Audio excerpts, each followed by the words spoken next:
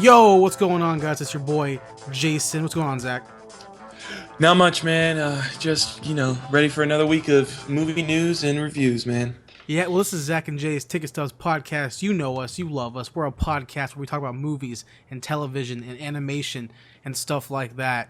And we get together every week and we talk about the news. Like Zach said, we get together and chit-chat about things that we care about, things that we love, things that make us happy. Zach, it's been a week since we last really chit-chatted, had a good conversation. What you been up to, man? I have been up to, not a lot, unfortunately, because this is finals week, so, got to kick it into studying mode. But Yeah. I did get the chance to a few movies. Okay. One was an old favorite of mine, actually. It came out maybe 2 or 3 years ago, that movie Immortals. You like that movie? Oh, I love that movie. Really? I think it's really good. I mean, the story is a little dry, but like the art style that they have for it is super awesome, and like the design for the gods and everything was it's pretty sweet. That's the Plus, it's got Superman in it. That's the one with that guy with the bow and arrow, right? Yeah, that's Henry Cavill. That's Henry Cavill, really? Yeah, I know. Wow. I watched that and I was like, isn't it? "That's Superman." I was like, "Damn." Wait, that's the one where like it has like, the guy from Twilight and the gods are in golden armor, right? Yeah, that's where they fight. That's it. Okay, yeah. It's got those guys. It's got Luke Evans, Henry Cavill. It's actually got Mickey Rourke in it too. He's the villain in that one. I saw that in theaters when it came out. I felt like I thought it was really mediocre. I mean, it's not, the story is not great. Some of the acting is a little subpar. Yeah. But I mean, Henry Cavill did all right in it. Mickey Rourke was pretty good as the villain. I mean, I just really like the art style of it. Like the visuals of it are really awesome, especially in that ending scene where Henry Cavill's kid is he's got the prophecy of sight or whatever, and the very last shot is like all the gods and titans like fighting up in like the heavens. Like that shot's really, that shot's like really cool. To me, it's a really. I mean, it definitely wasn't. It seemed fun. It was a fun movie. I wasn't expecting some like, oh, here's a Oscar-winning movie, but it was definitely fun. Yeah, and it reminded me a lot of like the remake of Clash of Titans and stuff like that. The same like, the same sort of era, but like just like the way the movie was made, like kind of like don't take it so seriously, kind of go in with it, just have fun. Yeah, it was definitely more of like a blockbuster fun type of movie rather than trying to be like a little bit more serious, but I still think it was a decent watch, and I enjoyed watching it. So for sure. Yeah, and then I also got the chance to watch The Matrix. Which one? The first one, the very first Matrix. One. Okay, that's the only one you should watch. I know. Yep, that is that's probably the best one in my opinion. Well, so. I think most people would agree with you. What made you? I would hope so. What made you want to watch The Matrix? I mean. Actually, it just came on TV. Oh, okay. So, so I was watching it on TV, but yeah, I started watching it, and I also enjoyed my time watching that. It was a good break from studying, so. For sure. I mean, the first Matrix, man, I think I rewatched it probably like 2 months ago or something like that. I think I told you this, actually. I watched it a few months ago. I bought it was like a triple pack or something of like Blu-ray, like all three of them, in like a horribly crappy Blu-ray case, but whatever. And like I watched all three of them like back to back to back in the same day, and the first one's just so much better than two, and like Reloaded is just so bad, and like Reloaded is Revolutions is worse than Revolutions Reloaded, in my is horrible. That's like the worst one. Yeah, but, I mean, like Revolutions is terrible. But. Yeah, and then like the story just gets so convoluted, and it's like, dude, what the fuck are you trying to say here? And then with Reloaded, like, I bet for the time when it came out, Reloaded and Revolutions looked amazing, especially the fight scene in Reloaded with Agent Smith and like a bunch of them. Yeah, that park fighting scene was pretty cool. Yeah, it looked cool then, but looking at it now, it looks horrible. Yeah, the CGI is like, it did not age well. I'll tell you that right now. No, it did not. And that's the problem with CGI, man. That's the problem with practical effects. It will always look, good if it's done well, but CGI will end up thinking it looks crappy. Especially, The Matrix is a really good a really good example of like CGI becoming more and more aged over time. For sure. Yeah. What about you, man? What have you been up to? It's been a while since I've been able to, chit chat with you. So. Man, I did a lot of stuff, man. I went to Greenville on this past Monday. Oh, no way. For a WWE Wrestling Raw. Went to go watch Raw? For Raw, yeah. Went there, saw a buddy of mine who lives up there, had lunch with him. Actually, my buddy of mine, Kyle, shout out to you, Kyle. He lives in Greenville. Mm-hmm. He's actually, I went to film school with him for a little bit. He's actually a freelance, like kind of like actor type thing and like PA guy. No way. That's awesome. He wants to be an actor. That's his goal, and he's pretty good. Mm-hmm. I was talking. I haven't seen him in a year or so. Last time I saw him, he was doing some freelance work down here in Charleston for the Travel Channel. And, so I saw him in Greenville and had lunch with him at a place called Big Daddy's, some burger joint. Okay. So shout out to you, Big Daddy's. I was talking, and then we're talking. He's like, "Yeah, dude, I got to meet Josh Hutcherson or whatever his name is, or Josh Hutchinson, whatever the guy from the main boy from Hunger Games." Oh, okay. Which the PETA one? Yeah, you got to meet PETA. PETA dude. Because he was an extra in the second Mockingjay. No way. Yeah, What? so and there's a scene in Mockingjay where like they're all like gathered or whatever, and like Katniss is like talking to them apparently, and he's like an extra. And he get to meet Josh Hutchins, whatever the fuck his name is, Josh. That's pretty cool. So I was like, my first question was, sick. it's cool to meet Josh, but did you get to meet the Lawrence? And he's like, no, she was far away. But I was like, yo, you gotta tell me right now, in person, is she pretty? He's like, yeah, she's pretty. So yeah, you know. Mm-hmm.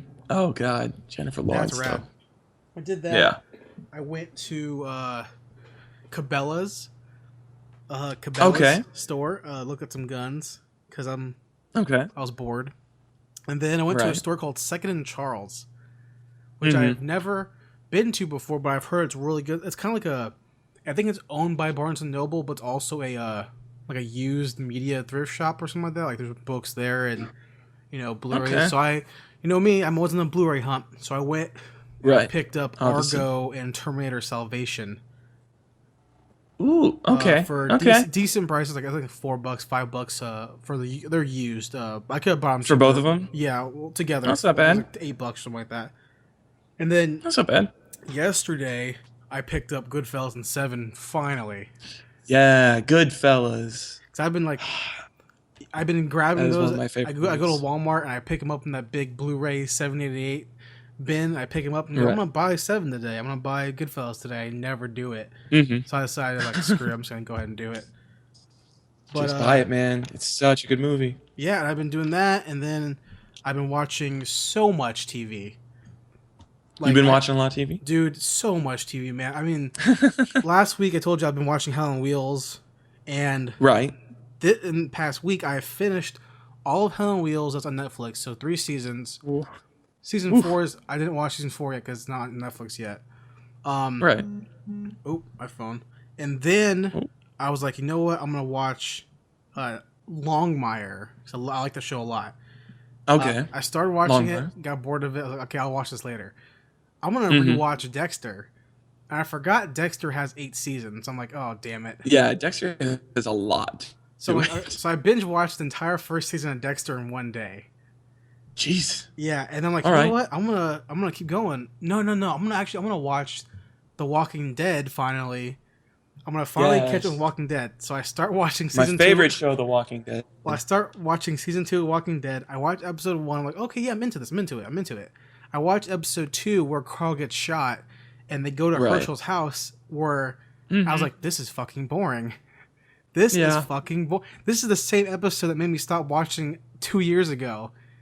Yeah, like I told you, man. I watched that episode and I didn't watch any more of season 2. I didn't watch anything else until season 3. Well, see, I need to watch everything. I can't just skip, man. Like I need to watch it. I know what happens. I know. I've tried to do this so many times, and I really want to finish it because season 3 looks so good. And I'm like thinking to myself, like once Rick gets a beard, then I know it's gonna be good. Oh yeah, Beard Rick is badass Rick. For sure. So I watched episode 1 and 2, and I went back to watching Dexter. And my last thing I kind of done this week, besides watching tons of TV, which I'm gonna be doing for a long time, especially Right. the holidays coming up, is that I saw Oh a yeah. show, I think premiered last night or something like that. I didn't watch it, but I saw some clips of it, called The Hmm. Librarians on TNT. I've heard of that show. It's got I think it's got the same guy who's like the main actor in Falling Skies. I think it's the same Is that show dude. canceled? It's Falling Skies? No, it's Yeah. got one more season. Oh, TNT okay. greenlit it for its final fifth season. So, Good. That show looked like crap. yeah. I know you Well, I like. mean, I know you me, like it though. yeah. Well, me and my it's just like a tradition now with me and my family. Like we always watch Falling Skies together. But yeah, this last season it was pretty crappy. The first season was pretty good. And the I've second, it's been declining Yeah, ever since the I feel first like the season. first season looked like it had something cool there. Like it could have been something really Hmm. interesting. And I keep Yeah. seeing like the teasers for like the next season or season 3 or whatever. And it's like, man, looks like it's boring. Yeah, it got pretty stale pretty fast. And then the Like I was CG looks like crap. Yeah, the CG's awful. Like I was talking to my dad when we were first starting to watch season 4, and I was looking at him and I was like, "Dad, like this is pretty awful." And he looked at me, and usually he doesn't care too much about what he's watching, but he looked at me and was like, "Yeah, this is pretty bad." Like we were both like really confused as to like what's going on, and we were just like, "This is awful." Like if we can't follow it, and we've been watching since like the beginning, like what the hell? And that's the same mentality that people have with Dexter. Is like Dexter had like the first like I want to say 3 or 4 seasons were like really prime, like really good TV. And then Right. it just kind of like this is out of it's bad now, and like people weren't happy with the last season, and I've only Hmm. watched the first 5 seasons of Dexter, so I don't know, but season Right. 5, I can't remember which season was the best one. I think 1 or season 3 or 4 were like the really good ones. I can't remember exactly, but I really enjoyed season 1, and I'm enjoying season 2 so far, but definitely 1's better, so I'm excited to finish all of it and then kind of figure Yeah. out where to go from there. Maybe I'll finish Walking Dead, probably not though. Yeah. Actually, speaking of the librarian, Sure. I was just looking it up. It is the same guy. It's Noah Wiley. He's the same main actor. But also, there were these movies called The Librarian from like 2004. the right? early, yeah, from like the early 2000s, and he stars in those movies too. Oh, really? So I guess it's like a continuation. It's like a How's he gonna- series based on the movies, I guess. How is he doing both Uh, shows? That's crazy. Well, I think he did like they probably finished filming for Falling Skies Oh, because yeah. they only put out Falling Skies during the summer, so like he has like the whole rest of the Oh, year, yeah. or at least that summer to like film The Librarian. And Falling Skies is over after this year, anyways. So Is, after that, he'll be able to focus on that. is TNT also Falling Skies, or Falling Skies on TNT as well? Yeah, yep, Okay. that's a TNT show too. Okay. Mhm. Interesting. Well, maybe I'll check. I mean, it looked really cool, so maybe I'll check it out. It looked like it reminded me of like Eureka on Sci-Fi. Yeah. those kind of like sci-fi like. It reminded me of Warehouse 13. Yeah. something like that. Actually, a coworker of mine told me about the show on Netflix called Black Mirror. And apparently, I think I saw it on Netflix too, and I either read it on Netflix or read it somewhere else. That it's kind of like a really dark, twisted version of Twilight Zone. And I was like, that sounds interesting. Maybe I'm a I'll pretty check it big fan out. of yeah, I'm a pretty big fan of the Twilight Zone. So like anything that's kind of like science fiction twisty like that, I'm kind of into. So And he was that sounds cool. He It's was called telling me Dark Mirror, Black Mirror, I think. Black Mirror or Okay. something like that. And he was telling me about some of the plot lines in one of the episodes, whatever. And I was like, oh, that sounds pretty interesting. And apparently, John Hamm's going to be in the Christmas special, so that's kind of cool. Oh, that's awesome. I love John Hamm. So he's a good-looking guy. Mm-hmm. So that's what I've been doing. So we can go ahead and move into our news section of the show. If I had a little sound effect, I would add it here. Oh yeah. But you want to go first, Zach, with some news? Because I got a lot, so we can go back and forth. Okay. Well, one of the first things I saw that really caught my eye was Sony wants to do a Men in Black and Jump Street crossover Yeah. for their next movie. And I don't know how I feel about this. I just don't do it. Yeah. I don't see those meshing very well at all, and especially since I've heard that Will Smith is not going to be back for Men in Black. Like, it just sounds like a terrible idea in my opinion. Well, who would be at the Men in Black side? Would it be Tommy Lee Jones? Like, who else would it be? You I don't even know, because I mean, like, they got rid of him after the end of the first one, and then they brought him back for the second one, and then they kind of brought him back for the third one, and I don't even know like the state of affairs of Men in Black. Yeah, but I'm so confused on that movie franchise. No one really seemed to care for Men in Black 3. You know? No. Well, so it's like, why? I thought it was all right.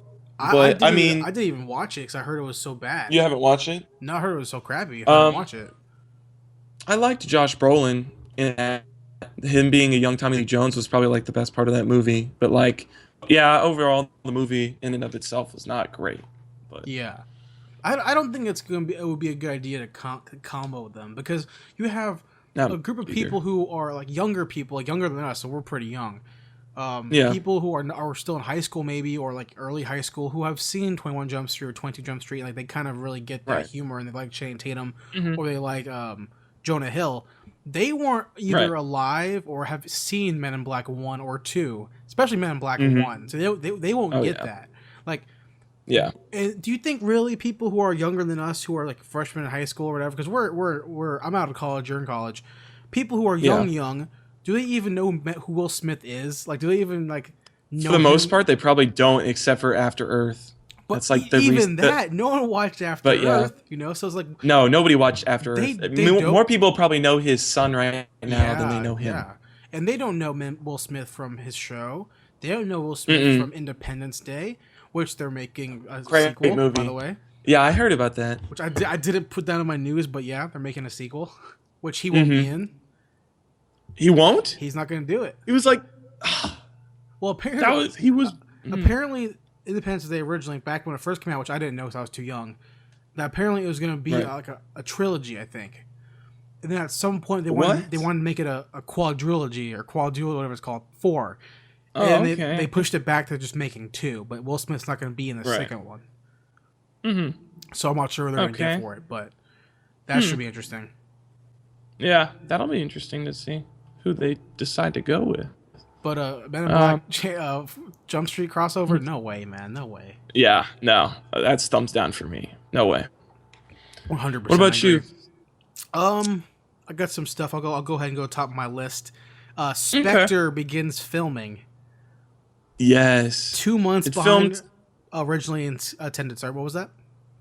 It started Monday, right? Yeah, I think or was so. it Sunday? It started Monday. Yeah. It's 2 months behind originally scheduled. They wanted to start filming in October, and as well as it started filming, apparently it is way over budget. Really? Yeah, like it's costing more than $300 million to make. Jesus. And Sony's looking for ways to cut prices here and there, you know, stuff like that, because that's an insane budget. Yeah, that's crazy. I mean, it doesn't help when you have Aston Martins and all these expensive watches. Of course, it's going to be really, super expensive, you know? And the cast that they've got lined up, too, is a lot of big-name stars that probably aren't going to be cheap, so... Well, from what I was reading, that apparently not even the actors, they're just looking at the actual, like, real estate and, like, stuff they have to buy for the movie. And, like, they were looking for, like, a villa in, like, some country. They're like, maybe we can just do this in, like, London or something instead of doing this in this country where it's going to cost us 10 times more money. Right. But apparently the heir to the Bond throne, the person like owns like the media, is like, we can't do this in London. We have to do this where we have to do this at the actual place or whatever. And it's like, damn, well, I guess we're going to still end up spending $250 million. Yeah, I guess we're just going to have to spend a boatload of money, I guess. But I mean, like, think about it. That's crazy, though. Like, when I watch Bond movies, I really do see, like, they're really high budget movies. Even Skyfall is like $200 million, you know? And I get it. They're really high budget. They look good. Like, it's not like the money's just going to waste. Like, they use the money, and it turns out really, really well when they do it right. Yeah, so, but oh, sorry, go ahead. What? Oh, as long as they do it right, I feel like, if it's as good as movie as Casino Royale or Skyfall, I feel like they'll be able to make the return on it easy. So yeah, I feel like even when I watch Bond films, especially the Daniel Craig ones, I feel like they're not spending that much money on the effects. They're spending the money on the actual gear. Because a Bond has to spend the money on the Aston Martin, which it's going to cost tons of money. So I get it. I completely get it. But that's scheduled for a November 6th, 2015 release. So we'll have a little while left. Yeah, a little over 11 months now. Something like that. Maybe That's not that long. Damn. something like that. Yeah. What you got, man? Okay, let's see. Next news on the list is that Luke Evans is no longer part of the Crow reboot. He was supposed to be the Luke Evans? main star. Luke Evans is he's an actor from he was in the new Dracula movie, The Dracula Untold, which was a C movie at best. It was not great. What else was he in? He was Zeus in Immortals. Okay. He's like I would consider him like a B-list actor at best, but I mean, he's got his name on a few titles, nothing really huge. He hasn't been any. You know what he was? He was the antagonist for the Fast and Furious 6. Oh, okay. He was British guy. He was what was his? Yeah, he was Ziggler. It's not Ziggler. No, this is Ziggler. What was his name? But wasn't he? I swear I saw that there's some news about the Crow reboot too. That they lost the director or something, or something happened with the Crow reboot. That either they lost the director or they lost a writer. Or something happened. Like last week or something. I swear I saw something about. That's great. I mean, I don't know why they're remaking it in the first place. I mean, we're rebooting it because the first Crow is really good. They shouldn't even touch it. But yeah, they really shouldn't. And then Brandon Lee and everything that he did. Yeah, for sure. Oh, okay. His name's Owen Shaw. Owen Shaw. Owen Shaw. Character. Yeah, Owen Shaw. Not Ziggler. In Fast and Furious. I'm pretty sure it was Ziggler, but whatever. Yeah. But yeah, I mean, I don't know. They've been talking about doing this Crow reboot forever, so I don't really know if anything's going to come of it. So, and they have to find a new actor now, so I don't know. Well, when you have, because like Crow 1's great, Crow 2 is whatever, Crow 3, yeah. I really like Crow 3.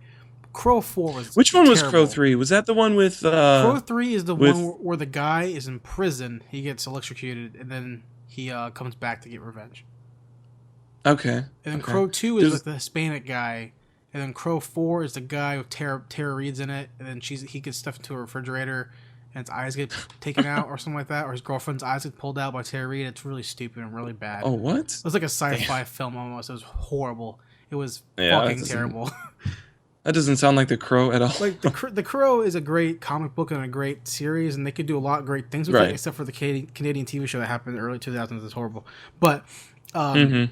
The Crow also has has one good film, has a longer lineage of crappy, I think. So I'm very skeptical and I'm on thin ice when I talk about The Crow and how much I like it. Right.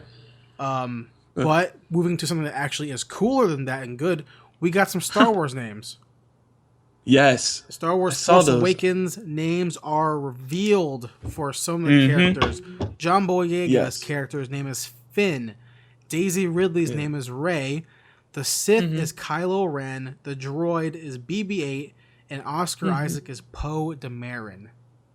Poe Dameron. So I like all these names, generally speaking. I think Daisy Ridley's character is Rey. That's kind of cool, I guess. The Sith Kylo Ren. That's a cool Sith name. That sounds... I read that name, Kylo Ren, and I was like, yeah, that sounds like a pretty good Sith name. I'm happy with that. So. But Poe Dameron is the coolest name out of the bunch. Poe Dameron, that just sounds so... that sounds like a Star Wars pilot. Now, the weakest name in this bunch is John Boyega's character's name, Finn. Oh, Finn, yeah. I hate that name. I feel like they could have done a lot better. Yeah, I mean, like, I just hate it, man. Maybe because I think of Adventure Time, but like when I think about that, but just the name Finn. And like, I wrote about this in my article on our website, theextendededition.com. You should check it out. I wrote about how the name Finn, I don't like it at all. It just bugs me. But to know that this is going to be a main character for the next 10 years. This guy is going to be the face of Star Wars with Daisy Ridley for the next 10 years. And his name is fucking Finn. Like, get out of here. Like, Luke's a cool name. Han's a cool name. You know, Leia's a cool name. Rey's a cool name. Kylo Ren's a cool name, but Finn's not a cool name. Lando's a pretty cool name. Lando's a cool name. But Finn is not a cool name. So I'm not happy about that. I mean, it's not going to stop me from watching the movies, but I'm just not necessarily... Right. Maybe when they release his last name, it'll sound cooler. Maybe it'll be better. Finn by itself, it's like that's Adventure Time. I don't want that. Yeah, that was another thing that I noticed that was really weird was that Oscar Isaac was the only character and the Sith that got a first and a last name. For Yeah, Daisy Ridley and in John Boyega's character, they were just like Finn, because Ray, and that was it. it's because they don't want to release because people Yeah, think their that last Daisy names. Ridley might be someone's daughter or something. They don't want to like ruin it. Yeah. So if it's like, Mhm. oh hey, what's Ray Solo, or it's like something like that, it's like, okay, well, duh, we get it. You're probably Han's daughter. Or like, Mhm. I'm not gonna say Finn is Calrissian because he's black, but whatever Right. it may be. So we got names. That's kind of cool Yeah, we got names. So yeah, I'm excited for that. for sure. Yeah. The next thing on my list, Star Trek 3 lost its director. Dude, yes. Yeah. It did. Roberto Orci, Yeah. Orci, or something like Mhm. that. I think it's Orsi, yeah. He Or was the Orci? writer Orci? for it. Yeah, he Yeah. was. He was the he's writer and then a they made him co-producer, director. too. And he was co-producer too? He was Okay. co-writer and also executive producer on the last two as well. So Right. Mm-hmm. And then they gave him this director spot and then he dropped out for some reason. I can't He- specifically remember. he released a statement today, but I didn't read it. Okay. Yeah, but yeah, he dropped out of his Star Trek 3 director. So now they have to find another director. Is if they didn't have enough problems with J.J. Abrams dropping out for Star Wars. He's still writing it and still producing it though, so he's still gonna be on the set. Today they actually announced not announced, but they said that the guy who plays what's his name on The Next Generation, not Picard, but Picard's right hand man. Yeah, I saw that He wanted to direct it wanted too. Yeah, he wants to direct it. Yeah.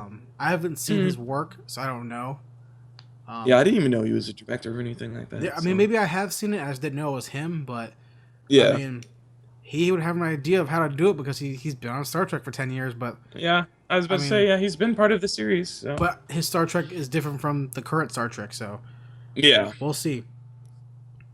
As long as they don't give it to like the guy who did Godzilla, just don't give it to him.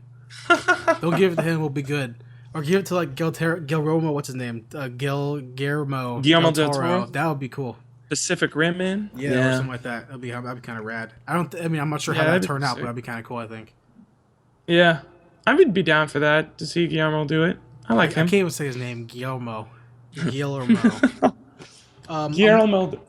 Del Toro. We can just say Del Toro. Well, there's two Del Toros. There is? Who's Yeah, the other Del Toro? isn't Guillermo the director? Isn't there an actor Del Toro too? Is there?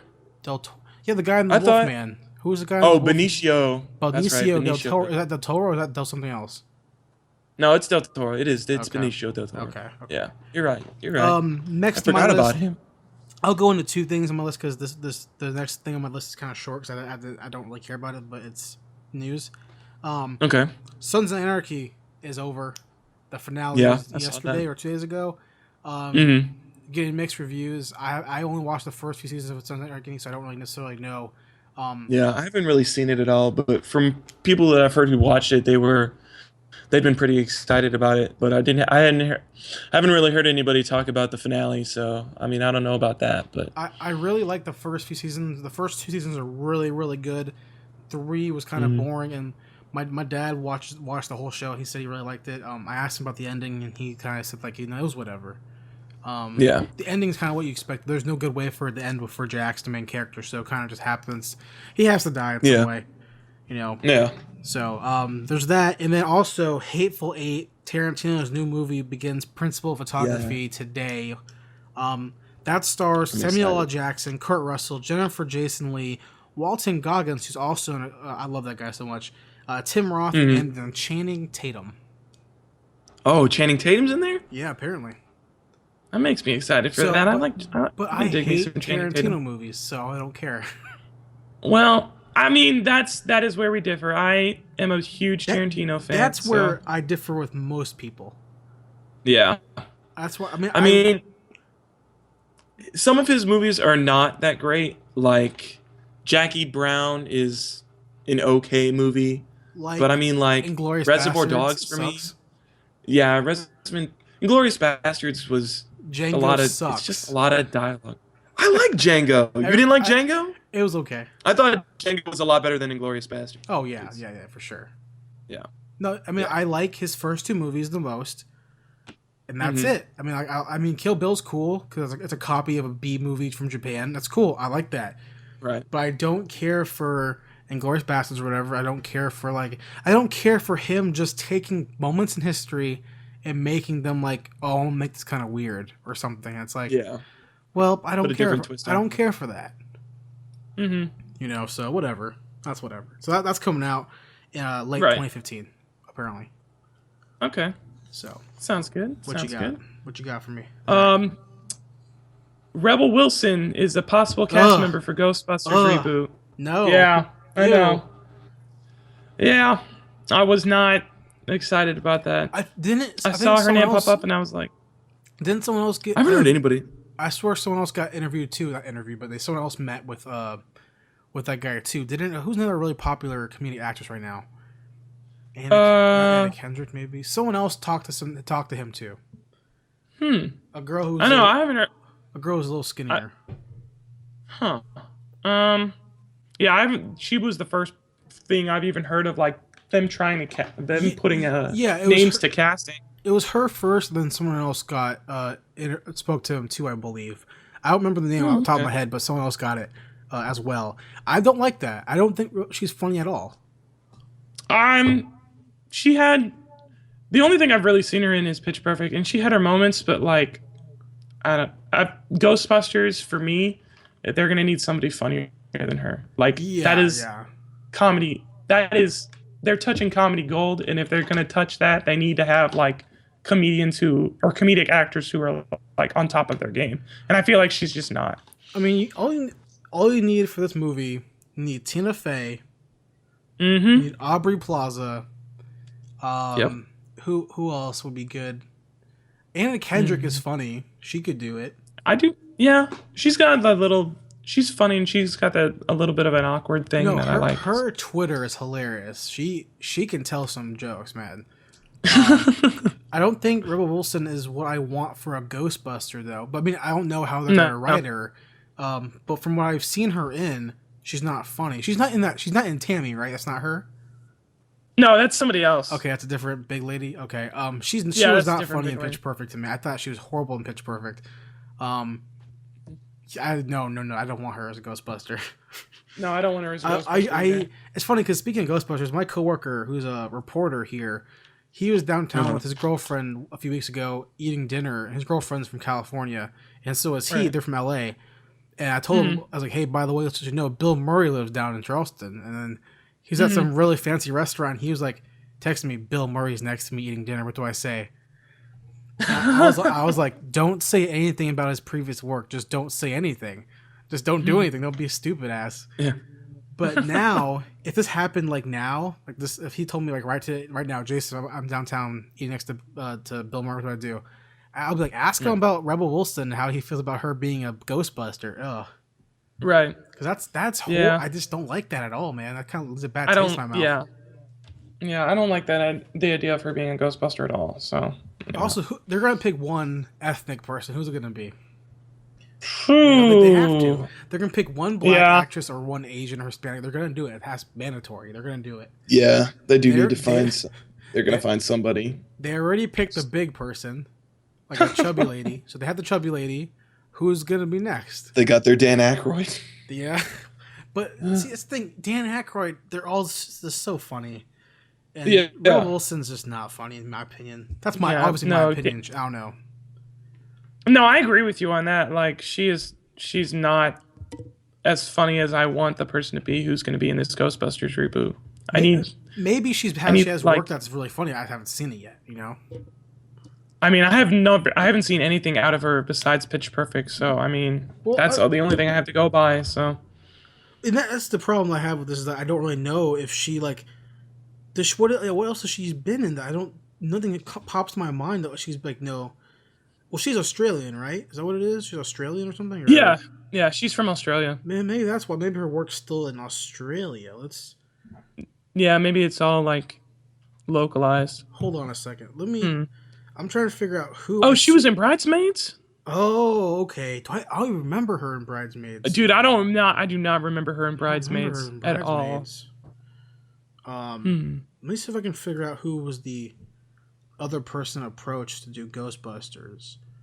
Because I know it was someone else. Someone else got approached to do it. Or someone else had a meeting with the director or writer or whoever it was, per se.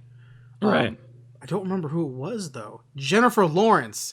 That's what it was. It was Jennifer Lawrence. Oh, I would be excited for Jennifer Lawrence. Jennifer Lawrence could do it, yes. Yes, I'm all in for her doing it. Yeah, Jennifer I'm down Lawrence. with that. Actually, you know what? Thinking about it, if Jennifer Lawrence and Rebel Wilson were together, maybe they could be funny together. Maybe. I don't know. I'm excited for it. I have no problem with it being a girl cast or all women cast. I have no problem with that. But give me a veteran. Give me like a Tina Fey. And give me that. Her sarcastic humor would be good to see, I think. For sure. Yeah. As long as you have somebody to like kind of balance her out, I guess. I mean, I guess it could work. Especially if like Jennifer Lawrence and Tina Fey. So because Rebel Wilson's really loud and obnoxious, and her comedy style. So you need someone to kind of counterbalance that. Excuse me, for sure. Next piece of news on my list is that Broadchurch season 2 has 2 trailers out. I'm excited for it because season 1 was such a great slow burn drama. I'm not sure. Do you know what Broadchurch is, Zach? I've never heard of this, actually. Is this a TV show? Broadchurch is a TV show from the UK, BBC. David Tennant, as the Doctor Who. It's a crime thriller show about a boy in a small town who gets murdered, and it's like the season's like them trying to figure out who murdered him and why type thing. Wait, was this the miniseries that I was hearing about with him? It's like it takes place in like an island or like a beach community or something like that. Island. Beach, not really a beach, but like a small town by water. Right. And they actually adapted it for a U.S. show that just ended like yesterday called Grace Point, I think. That's what it's called. Grace Point. It's the same story from what I gather. I haven't watched it. He's actually in it too. He stars the same character. Oh, okay. He's in it playing not English, but a UK person in America or something like that. And it's just, I hear that it was not as good as the British version. I haven't watched it, so I can't say. But season 2 has 2 trailers out for it. I watched both of them. They really got me interested again to watch it because it is a very slow burn show. So if you like thrillers, crime dramas that are like fast paced stuff like The Wire or stuff like The Shield or whatever that may be, this is not the show for you because this show is very, very slow. Yeah, it's a slow burning show. Okay, that's not. I mean, if they do it well, then that's all that matters. They do it really well. It's actually very similar to the show called Rectify. If you've ever seen that show, it's another very slow burn that's actually out right now. I've never heard of that. Good. It's a really good show. You should check it out if you like slow burn kind of weird crime shows. The one show that comes to my mind when I think of like a slow burning crime show was a show that AMC did. It was another show that AMC did called The Killing. I never watched it. Okay, if you're gonna watch it, you only need to watch the first 2 seasons. Actually, really only the first season. The first season was the best. Yeah. But that was a really good in the same genre as this, like a really good slow burning crime drama. Like it was really good, and it was based off the latest. I didn't even watch all of the 3rd season because like the 2nd season ended the first crime, and it was like the 3rd season tried to start a new one, and I was like, "What are you doing? Like, you should have just left it off with the first crime." But yeah, I mean, the first season was really good, and it was based off a Norwegian show that was like the same concept basically. But they keep doing that, man. We keep stealing European shows. We can't come up with anything on our own anymore. Like we just keep Broadchurch is from England, and then like, I swear another show on TV, freaking what's it called, that vampire werewolf show on Sci-Fi? The Being Human show? That's English. It is? That's an English show, yeah. Oh, I did not know that. It has the guy who's I forgot I don't remember his name, but yeah, that's an English show. The vampire dude? One of the guys is he's an English guy. They're all English people. But it's I can't remember exactly who's in it, but that's an English show. Skins was an English show. We need to stop adapting people's shows and make our own content. Yeah. Because we have good shows. We have good shows, man. Yeah. We keep taking British ones because they're all quirky. Mm-hmm. Yeah, sure. That's what actually, they think people into. The show called Wallander. I think that's what it's called. Wallander, maybe. Hmm. It's another Norwegian show. Another very slow burn detective show. You can tell I like them a lot. Yeah. Another Norwegian one or Swedish or some European show that the UK then adapted again for the BBC it's called Wallander. So it's the same same show, just again an adaptation. Right. And it's really good. Really, really good. I like it a lot. Yeah. So Another show that they did that they actually straight up ripped off of Britain? What? Top Gear. Well, yeah, but that's like they worked with Top Gear UK to do it. But Top Gear US, people give a shit, but I actually like Top Gear US. Yeah, I know. I like those guys. I think they're pretty funny. I think they're funny. But always Top Gear UK is a much better funded, much more well written show, and they have a better host cohesion. But the cast of Top Gear US honestly have more knowledge about cars because I feel like the main guy is a professional driver, and the other guy works for NASCAR and builds cars, and the other guy's a comedian. But on Top Gear UK, they're just funny people and hosts. Yeah, they know their stuff, but they're just not as I don't know, whatever. Yeah, they're just not as knowledgeable. That's what I think, at least. So, yeah. Was that is your turn now or my turn? Your turn, right? I think it's your turn actually, because that was off my Rebel Wilson thing. No, I mentioned Broadchurch, so it's your turn. Yeah. Oh, okay. Well, the last piece of news that I have is Birdman getting the awards, all these Golden Globe nominations and Screen Actors Guild awards. Yeah, it is. I haven't seen this movie, but apparently I need to because everybody is in love with it. It's very art house filmy, and apparently it's shot really cool. Like apparently it's shot like it's all one shot. Well, that's pretty cool. I haven't seen it yet, but I keep meaning to. I need to check it out. It's Batman, so I want to see it. Oh yeah. Yeah. I mean, from what I gather, it deserves the awards. And deserves the nominations. I haven't seen it, like I said, but everyone. I've heard really good things about it. Yeah, I've heard. All the reviews I've read have given it like really good stuff. So. I haven't seen one bad review of it yet. No, I haven't either. I have two more pieces of news, and we can get on to our next segment. But I'll go short on these ones. Mad Max Fury Road has a new trailer out. Yes. I talked about it on my website, our website, theextendededition.com. Check it out. Yes. I'll break it down slowly. I really like the trailer a lot. The visuals look really cool. A lot of the same shots as the prior teaser that was released at Comic-Con. Yeah. The problem I had with this, you don't really see Max being Mad Max. He's kind of just standing there the whole time, which I don't get. Or maybe I'm missing it, but I don't really see him like doing any cool stuff. He's just kind of like standing there with the mask on his face. Which why wear a mask on your face? I don't get it. Yeah.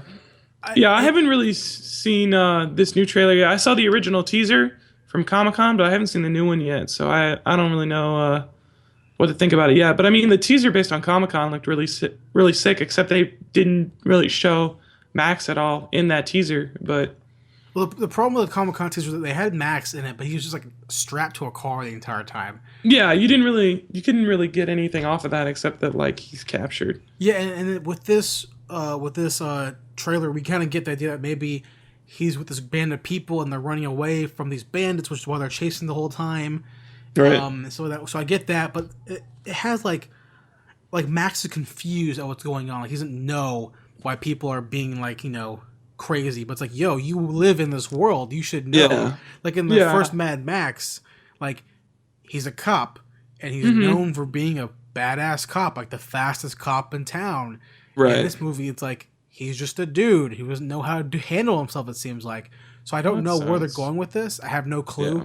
Maybe they're gonna have him be like this kind of like clueless guy, and then at the end of the movie, he has to become Mad Max. Maybe. I don't know yet, but I don't see his car anywhere, so I'm confused. Right. I'm confused. I don't get it. I'm excited for it. It looks great. I think Tom Hardy looks really cool as Mad Max.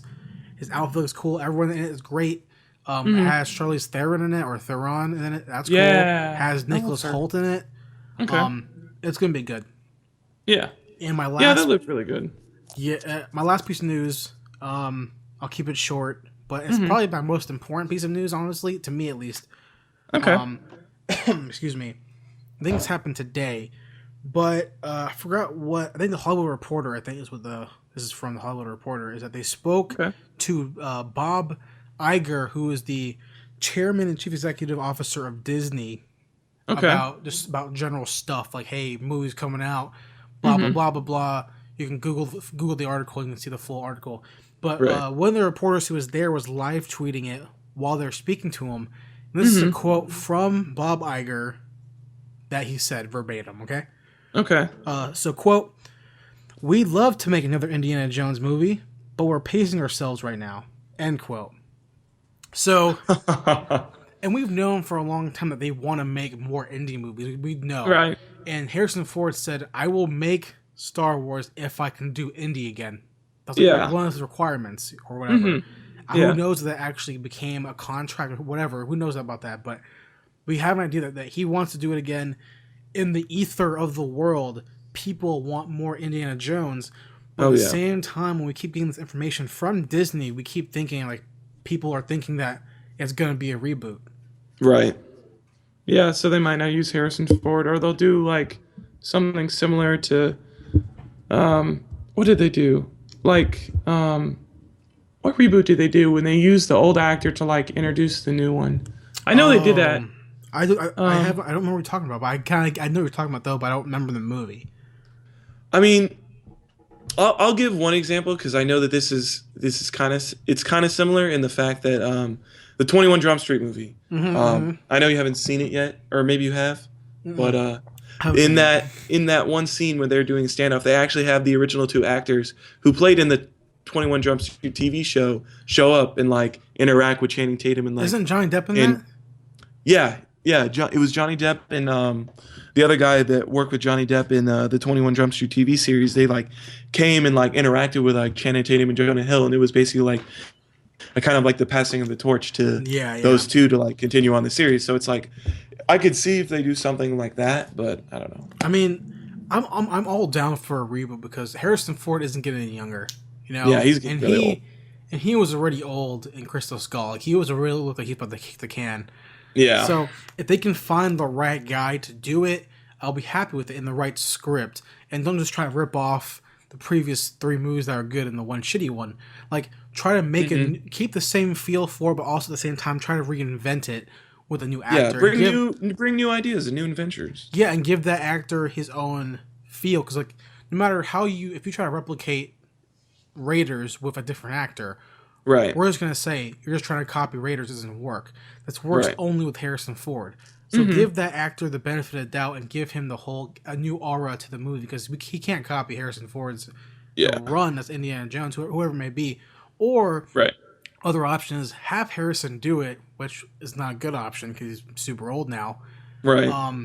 But the other option I think that is more likely than not, which people thought they were going to do, after Crystal Skull was reboot the series with Shia LaBeouf, you know?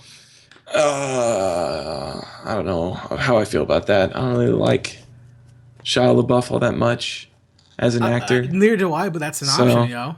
Yeah, I mean, I could see them doing it and it would make sense, especially with the way they left. He was the son. You know, he is, what's his name?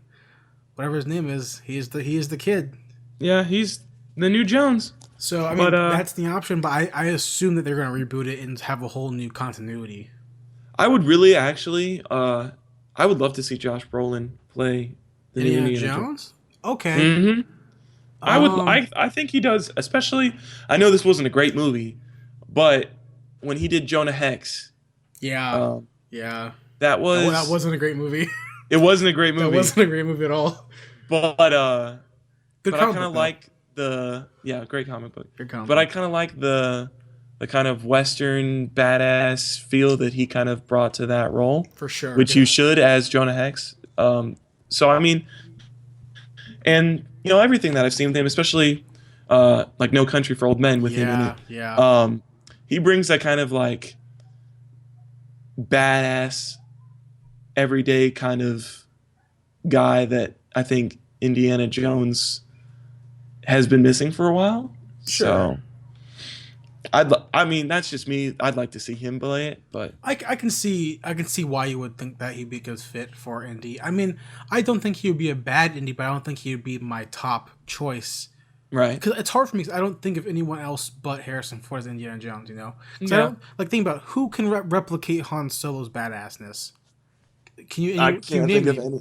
I can't think of anybody who Exactly. can And replicate Han Solo. Han Solo is badass, but who's even more badass than Han Solo is Indiana Jones. So like, Yeah. how do you even pick someone if you can't even pick someone below him? You know, like those characters. Honestly, half of me wants to say just don't do anything. That series ends now. It's done. Yeah. It's just over with. Or give it a new character. Don't give it Indiana Jones. Make it be a son or whatever it may be, a grandson, or make it be a prequel, whatever it may be. Yeah. Don't make him Indiana Jones. But at the same time, it's like, well, I do want more Indiana Jones films, so I will bite the bullet. Because if they rebooted it with fucking Andrew Garfield, I'll still watch it. Yeah. I won't. I know I won't like it, but I'll still watch it. You know. Yeah. You at least gotta, go in there and I guess give it a shot in a sense. So, But that's that Indiana Jones. I'm excited to see what happens with it. I mean, either way, it should be fun. Hopefully, right. You know, because even Crystal Skull, which was infinitely bad, I saw it in theaters, man. I watched it in theaters, and when I was younger, I was like, oh man, this is kind of cool. Oh no, it's not really cool. Oh man, this sucks. But still, I was there. I paid money to watch it. I'll do it again. You know, I'll do it forever. Yeah. For sure. So Yeah. I have one thing I forgot about. One last tiny piece of news. Pixar has a new movie trailer out. Oh yeah. For their Inside Out movie. Don't care. You don't care? Dude, it looks bad. I actually kind of fell in love with that trailer. That's I don't the know one- why. I thought it was really funny. That's the emotions one, right? Yeah. Oh, It's like the emotions inside the head of I don't people care and stuff for like that, man. I don't know. It's simple. You just give me Incredibles 3 or Incredibles 2, and I'm happy. Yeah, they better be bringing us Incredibles too, because they've they- already said. Well, it's already on their to be produced, so they're working on it right now. Right. I bet. Just stop making cars. Oh, for sure, stop making cars and planes and yeah, trains. stop making that. And in my opinion, which is very unpopular, stop making Finding Nemo or whatever it's called, or Finding Dory. Or whatever. See, I thought that would be the trailer that we saw before this Inside Out trailer was going to be this Finding Dory, because they said that's supposed to come out like 2015, and we still have not seen a teaser or trailer for it. Well, when I saw Big Hero 6, I think I saw the trailer for Inside Out in theaters, or saw a teaser for it, Right. and I'm just not. That just looks boring. Yeah. So I could see how people. I'm not. Ready. I don't know. It captured my attention, but I could see how for some people it could just. It looks slip like a under the radar. goddamn DreamWorks movie. What? Let DreamWorks make the stupid character movies. Pixar makes the well-written, cool movies. Yeah. That's simple. This looks like a ripoff of the goddamn Steve Carell movie. Oh God. Yeah. Dumb little yellow people. That sounds racist, but it's not. I don't want to see that movie. It looks bad. Yeah. Yeah, I could see how that viewpoint could come about. Yeah. But so- yeah, that was my last piece. Okay. Well, we can move on to our next segment. It's a little Yes. shorter. What is out this week? I'll go ahead and list off some hot flicks that are out this week. Okay. Exodus, Gods and Kings. That comes out today. That's Ridley Scott's new movie. Yes. Inherent Vice comes out today. That is the new Paul Thomas Anderson film with Joaquin Phoenix. Comes out today. I really want to see it. No theater in Charleston has it running. What? Which is ridiculous. Not And even then- indie. I thought we had an indie. Not even that indie theater. Yeah, I haven't checked that actually, but that's so far away from where I live. Yeah. Where is that? Is specifically James Island. Yeah, I think. James Island. So for me, it's like 45 minutes away, you know. Right. The Captive, December 9th, and then The Color of Time, December 12th. Those movies, I don't even care for them. Right. It was a slow week for movies, except for the prior two. So, Right.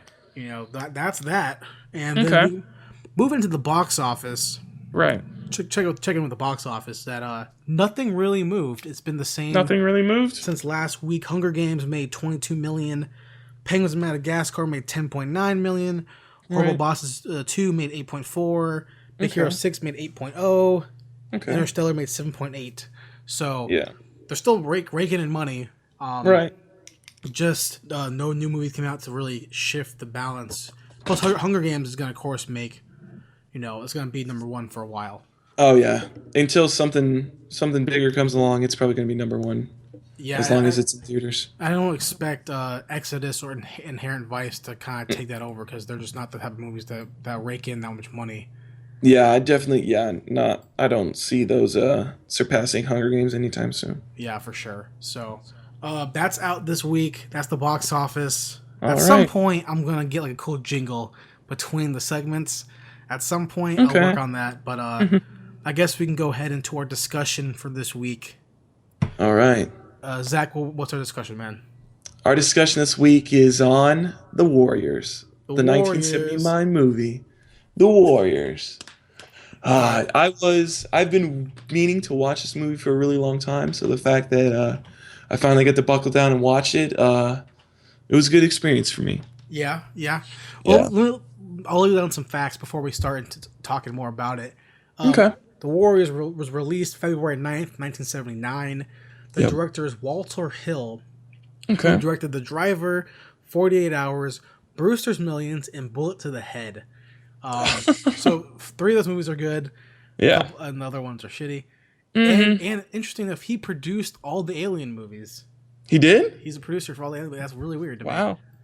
It stars Michael Beck, James Remar, which I did not... Remar. I forgot that's James Remar. Yeah. I was like, what? This guy looks so familiar. Like, who the hell is this guy?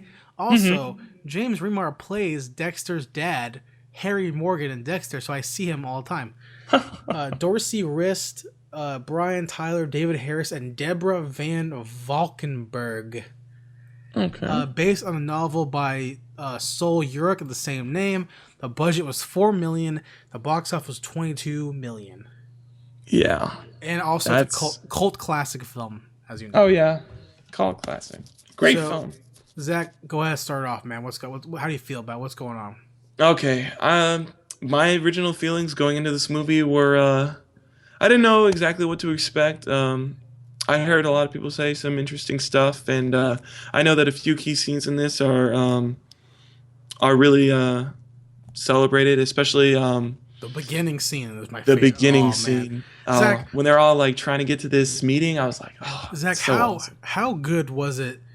The beginning scene in this movie where it starts out with, the wars on Coney Island talking about the speech to his crew, and then it's like they hop on a train, they're having a good time, and then that freaking song plays, which I googled. That song is just called the Warriors theme song. It's called the Warriors theme song. The Warriors theme song starts playing that cool bass, good. And then it cuts to all the other gangs getting ready to go to meeting. It's like, oh man, it's so rad. Yeah. This movie was so good. It was so good. What was the very first thing that I kind of noticed was kind of the because they start off with the very first scene with the Wonder Wheel going off in the background, and the fact that it's focusing on the amusement park and stuff like that, and it's normally when you think of amusement park, it's kind of like a way of reliving your childhood, trying to forget your worries and stuff like that, and the fact that that's their base of operations, it's kind of a weird kind of parallel for me, especially seeing as how these are they're not that old. These kids are they're probably 18 or 19. I pictured that, or probably 21, 22, maybe early oldest. 20s, yeah. But definitely the gang is definitely all vary in age, 100%. They probably go all the way up to because the main gang, the Griffs, they're totally 30. It seems like they're 35, 40. Yeah, those guys are old and they're masters of kung fu and all this stuff. And I was like, what the? Yeah, they were definitely on a different level compared to all these other little 10 member gangs. But yeah, but what was I gotta gather. Is there anything you want to talk about? I gotta gather my thoughts because there's just so much to this movie that I want to talk about. The thing to me about really, really that really strikes me about this movie, besides the just the cool idea behind it, it's so diverse. And yes. there's so much to the gangs, and there's so many different types of gangs. Like there's the baseball gang, and there's the rollerblading gang, and there's like the all girl gang that tries to kill guys, especially when they try to seduce them and they shank them. It's really cool. They have a gun, and you have like the little wussy pussy gang that like tries to become up and comer gang. And then you have like the warriors, and you have like the big guys, like the Griffs, or whatever, like the ground, whatever they're called, Walmercy, Groundmercy. I don't know the New York City. Yeah, something like that. It's the Griffs, whatever they're called. It's so many different types of gangs, and it's so hokey and it's so corny, but at the same time, it's so insanely charming at the same time. Yeah, just seeing that level of diversity between the groups, like even like every single actually, now that I think about it, the Warriors is the only group that I can think of that was really diverse in its membership. Like when you look at the Griffs, it's mostly ethnic, guys. Like black, and I saw maybe a few Asians, but like most of them were black. Well, the Rogues were all white. The Asians had teaching the Kung Fu, that's why. Obviously, yeah. I mean, you had the Shaolin monks in there, obviously. Yeah, it had to. Yeah, but the Orphans was probably the only other group that I saw that was like as diverse as the Warriors. Dude, fuck the Orphans, man. But I mean, like, they were as diverse, but they were like the weakest group ever. Like, they had 30 guys, and they all were the fire burst out, and they all got scared and were like running with their tails tucked between their legs. Because they're like a little low pussy wussy gang. Yeah, they're That's not. Why. Yeah, they're not anything to be scared of. But and then seeing the baseball Furies was probably. They were so cool. They were awesome. They were so cool. When you saw everybody getting prepared to like go after the Warriors, and you see each of them coming out of their basement one by one with their like war paint on, grabbing their baseball bats and like getting ready to go to work, I was like, that if I wanted to be that would be the gang that I want to be part of. See, and that makes me feel like I wish the 70s were actually like that. Like they actually had like hokey gangs like that, like why would you have a gang of that your shtick was you wore rollerblades? That's stupid. You couldn't fight. You couldn't fight with that. That rollerblade gang. Oh my god. But for sure, it's super cool. And the Warriors, they're just a simple. We just have a cut. We just have a leather vest. That is the coolest vest. It's just the coolest vest. I want it. On that vest was so awesome, and the fact that like, whatever the chick of the movie, I can't remember her name. I don't even Mercy. Mercy. Right? Mercy, maybe? When she was like, give me your vest. And I was like, you probably shouldn't say that, but I really want one of those vests too. Like, they're really cool. Dude, no. Okay, I'm just gonna talk about something right now. Okay. I have had a crush on that character for the longest time. On Mercy? Yeah, whatever her name is. I'm pretty sure it's Mercy. I can't remember exactly. Something like that. Because I don't think they say her name very often. Yeah, they really don't. They really don't talk about their names that often. I saw this movie when I was like 14. And I was like, dang, that's a good-looking trashy girl. Like, something about her was like super trashy, because she's from a pussy wussy gang. But at the same time, it's like, dang, that girl's kind of hot. And yeah, she has a certain something about her that's because she's like Hispanic or something or whatever she may be. And I rewatched it, for the show. And I was like, because I've seen the movie a billion times. And I rewatched it. I was like, dang, yeah, she's still got it. I'm still into it. Yeah, she's still got a certain something that like it's something that kind of draws your eyes. Especially a really good scene to bring that out for me was that subway scene when they're going back home. Yeah, and you see the goody two shoes, like we just got out of.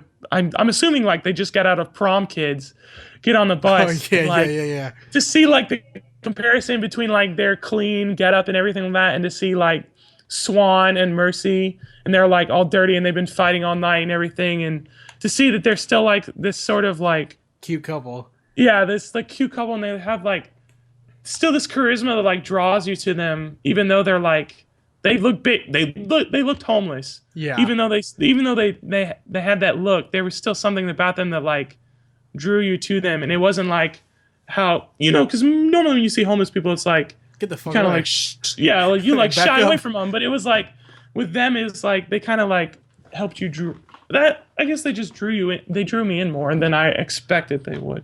So. Yeah, that seems really cool too, because like when you see that, you expect that these people are probably higher end, upper class kind of kids or whatever, same age as them, and you really see the polar opposite. You know, these guys don't have to work for anything, and you see like Mercy and Swan. You know, Swan's like bloody and beat up, like, hair all fucked up, and you see Mercy like her clothes are like skimpy and like thin. I swear, I think you see her nipple probably in like one shirt or something. So it's like a different polarizing thing. But I like to talk about that when they first. I don't get this when I first watched the movie. I don't get it when you first meet her. It's like, why does she even want to go with them? Like, it's kind of like a very like Shakespeare thing where it's like you kind of have to go with it. Like, it happens really fast, just get over it and roll with the punches type thing. Because, like, why would you want to go with the guy or go with the gang that just, like, made your pussy-wussy gang look like a bunch of wimps? Yeah. You know? And even if you, like danger, but why? Why go with them, you know? It's just, it didn't make any sense for her to, like... Because at first, like, that scene ended and they started walking away. I was like, okay, well, that's the last time that we'll see her. She was just some character to try to get them to stir a little bit of controversy, I guess. And then she started falling behind them, and I was like, what the hell is this chick doing? Like, she's just walking all by herself in the middle of this dark street. Yeah, I thought, like, the rogues or something were about to, like, come out of nowhere and, like... No, dude. Ajax was going to come rape her. Yeah. James Remar was going to come rape her. James Remar was so thirsty in this movie. Jesus. Because Ajax is the character that no one likes. Yeah. But at the same time, it's like, dude, you have to be here. Yeah. But I think out of all the characters in the Warriors and the whole movie itself, a few characters really stick out to me. You know, like even when I don't watch it for a while, I still remember these characters mostly. It's obviously Swan, because Swan's like the main guy. Yeah. Main calm, very collected, cool, smart leader who... I'm a big Warriors fan, okay? So I know, like, the game came out. I played the game. I know the lore behind the Warriors. You know, I know that he was, like, he's a very tough, brutal guy type thing. And that he's super cool and collected. And then you have Ajax, who's, like, the super hot-headed, like, just, you know, wants to be top dog, but he really can't be. Yeah, he just doesn't have the actual personality to actually do it. Because he's going to get arrested by trying to hit on an undercover cop. I know, cop. to try to hit on a cop. Like, oh, God. But, you know, and then Mercy sticks out. But then the main antagonist sticks out the most. Yes. You know, from the Rogues, because his face to voice combo is like the most annoying thing. Yeah, he is the most annoying dude. Especially, I talked about this last week, but it's still, after watching it in the context of the movie, it's still a really good scene. When he does that bottle clinking, he's like, Warriors, and that's, oh my God, it was just the epitome of being like the most annoying. Like, he's at that point, he was the equivalent to me of like a bully from like elementary school that was like trying to like get you to do something so he could like steal your lunch money or some BS like that. Speaking of that, you know, 5 minutes later, in that scene when he's like telling the Griffs or whatever that, you know, they did it, they killed him. It's like, yo, shut up! Like, you're so annoying. Like, his face expression. Oh my God, when Swan stuck the knife to him and he made that little like half squeal, half grunt. Oh my God, that noise was the worst. He's such an annoying character, which is a perfect bad guy. Yeah, because they're all like, there's no way for you to like him at all. Exactly. Like, he's just completely unlikable. And the whole game's just a bunch of chumps, you know. And it makes you wonder, because that movie leaves a lot of things open to interpretation and open-ended things, which I hate open-ended things. But for this I kind of let it go. So it's like my first thing's like, okay, Mercy goes with them to Coney Island. Right. Does she go back home? Like, does she hop back on the train after it's over? Yeah, go back it's home? like Swan was like talking about like leaving the Warriors. It's like, does he leave the Warriors or does he stay as the war chief? Like, well, it's funny because like, and like you really think like, you know, in the Warriors movie, because like those like 8 people or whatever, 7 people. That's not the whole gang, you know? Yeah, there's way more than that. There's way more Warriors on Coney Island just hanging out there. You know, they only sent like 7 or 8 of them. So you have like the chief of the Warriors, and you have like this whole crew just waiting in Coney Island to do whatever it takes. So imagine, that's why you really see the impact of how this could be stressful. It's like you have these full gangs, even though we don't really see the full gangs mostly. You only see like the few people, which I don't get why. Right. Probably because budget. But yeah, probably. You have like these just every gang chasing after only 8 people. It's like, dang. Yeah. It's crazy. Yeah, definitely. And it was that the very opening shot of the movie when they talk about the Greek warriors that got trapped in Sparta or whatever. I was like, when they talked about that, and they were like, theirs was a story of courage or whatever, and this is the story of the warriors, and I was like, this is about to be an intense movie. yeah, right.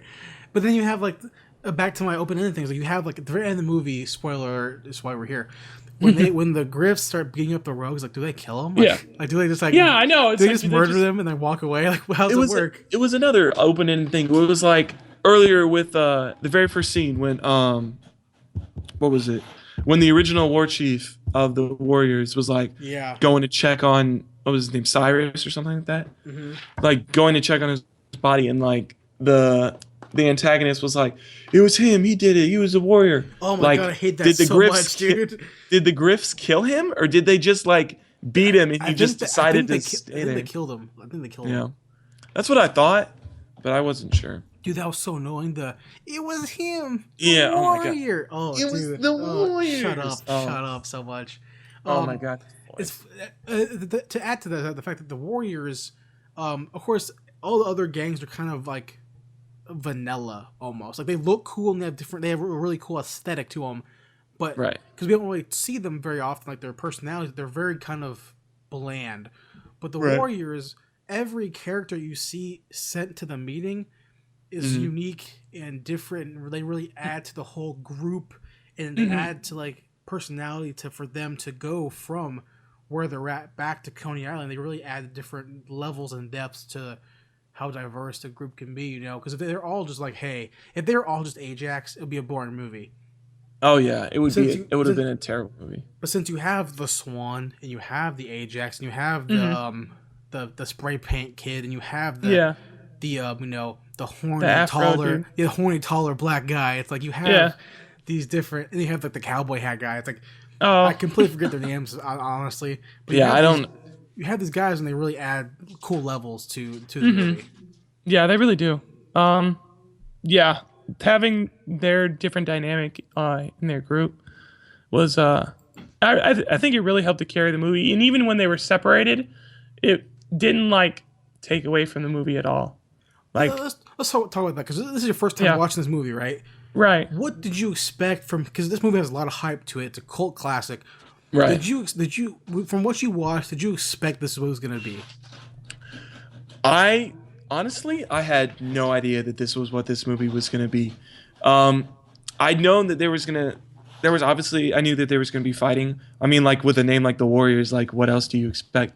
But like Checkers. This kind of like cat and mouse game that they were playing with all these other gangs, and like kind of sensing like that real threat that they had of like, if we get like caught by, especially with like the threat of the police and that giant chase scene throughout the subway where they originally all get separated. Yeah. It was a lot different than I was expecting, and it was a lot better than I was expecting to go off that. So because I feel like a lot of people who haven't seen the Warriors, they kind of just think it's like, it's just a fighting movie, but it's like, it's not a fighting movie. Yeah, it's really not. There's really not all that much fighting. It's a runaway movie, It's like it's for how long the movie is. It's like it starts out really slow, and then like it has really fast segments of like we're running, we're chasing, we're running, and then it pauses when it has those breaks between the radio station, like the DJ ladies like playing a song for them, and it kind of slows down. Right.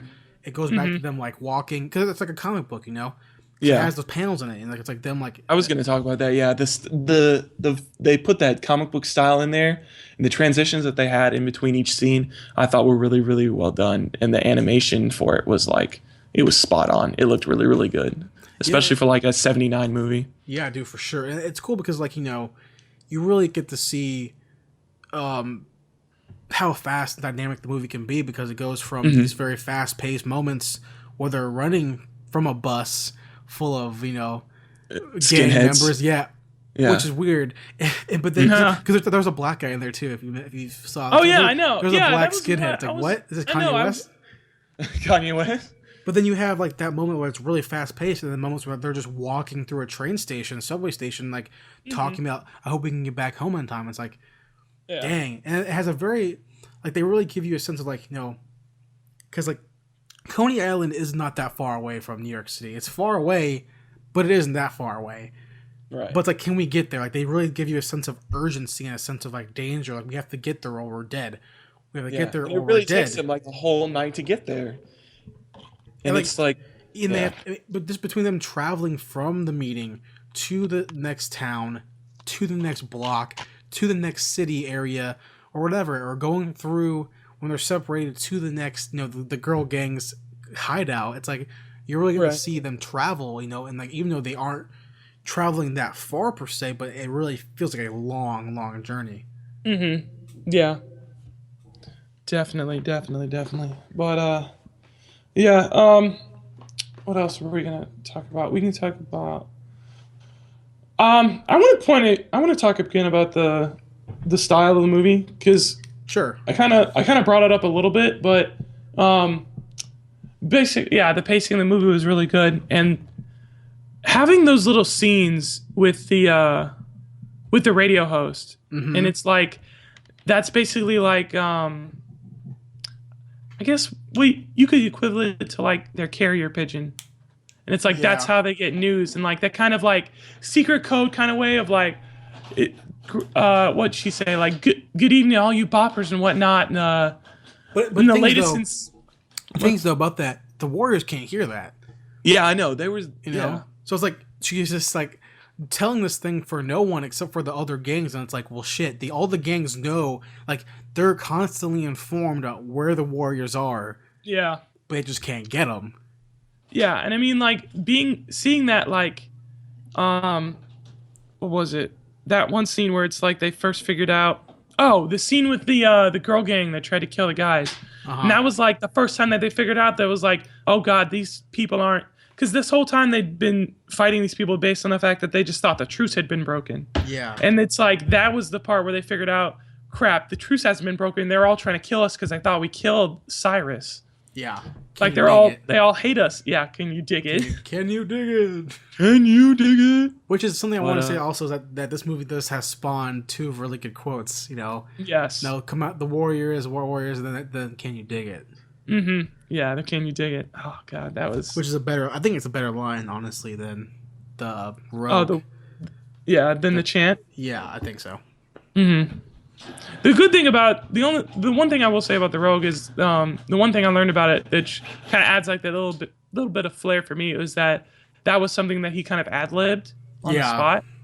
So seeing that he kind of like came up with that, and like that was a little like schoolboy taunt in a way, I think that was a really cool creative thing. Oh, for sure. It's definitely a great scene in the movie. Yeah. Even though they clearly can see each other. Like, yes. They're under, like they go under the fucking boardwalk, but it's like, yo, like you're not even under, like we see you. Like we see you like, picking up pipes and breaking wood. We see you doing that. We see you have your weapons. Like let's not even play right now. And also, yo, you're in Coney Island, call your crew. What are you doing? That's another thing I thought. I was like, you're really going to stick around with just 8 people? I thought your whole gang is here. Like you have a bunch of people, just call them. Like get on the payphone. Send the spray paint guy. He wasn't doing anything anyway. Yeah, he's fast. Send him and go get the rest of the crew. You're telling me that you can have some like crew like jingle or something you can like call everyone to gather around and save everybody. Like come on, you got it. Yeah. You gotta have some sort of emergency thing. Exactly. I mean, I get it, whatever, budget. But it always comes down to money. Mm-hmm. But overall, like I said before, I love this movie so much. It's such a great movie. It's very fun, very entertaining, and very charming for what it is. Hokey, but very charming. Yeah. If you haven't, there's definitely check it out. a lot of corny. Yeah, there's definitely a lot of corny scenes, but overall, for my first time viewing it, I thought this movie was fantastic. It's definitely a movie that has aged a little bit, but not in a bad way. I think it aged very well. I mean, compared to when it came out to what time it is now. I mean, even the music and then the aesthetic and the style and everything about it adds to the charm, I think. So I think it's only going to get more charming as it goes on.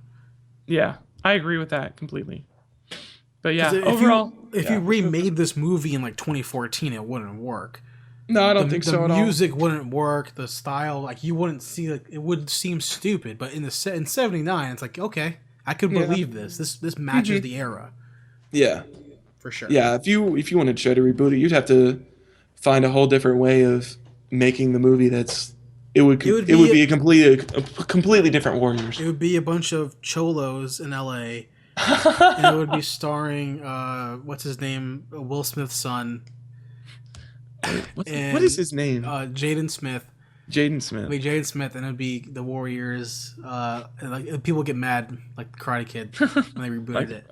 No, let's not talk about the Karate Kid. But is there anything else you want to add before we kind of head out? No, that's basically it for the Warriors. Yeah. Yeah.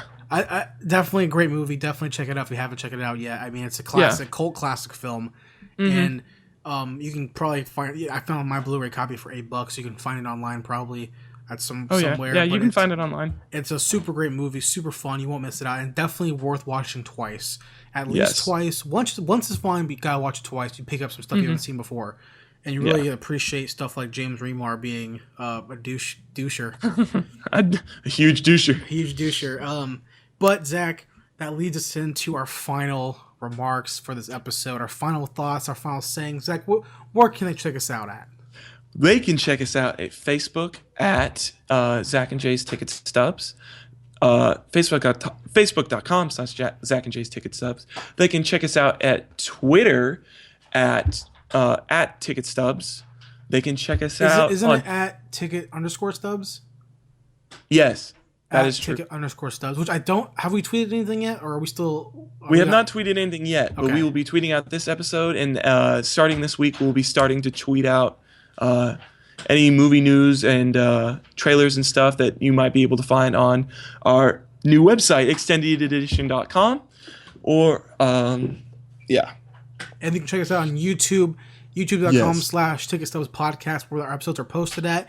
But like we have alluded to over the past hour or so, is that our website, theextendededition.com, it's a website where I decided to finally kind of create a website where we can get make a hub of film news and television news and animation news and all that stuff. That kind of be a home for the podcast where Zach and myself or whoever else wants to kind of post different articles or blog posts or reviews or whatever, kind of just have a fun time and kind of, host it all together versus just kind of like posting individually on our own blogs. It's kind of make a nice hub of all that stuff together, and it has like we post like trailers and stuff like that. We post I know I posted some thoughts about the Mad Max thing I mentioned before. Right. And we're doing pretty well about keeping things updated and up to date on the news and stuff like that. So hopefully we can kind of keep that website going and kind of keep it fresh and fun for everybody. Yep. That's the plan. So, thanks guys for listening for this episode of Zach and Jay's Ticket Stubs Podcast.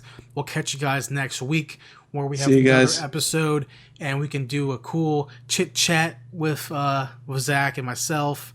Chit-chatting with Zach and Jay. Chit-chat, that's the new name of the show. Name of the show. Make sure you guys check out theextendededition.com. Have a good time. Thanks a lot, guys. We appreciate it.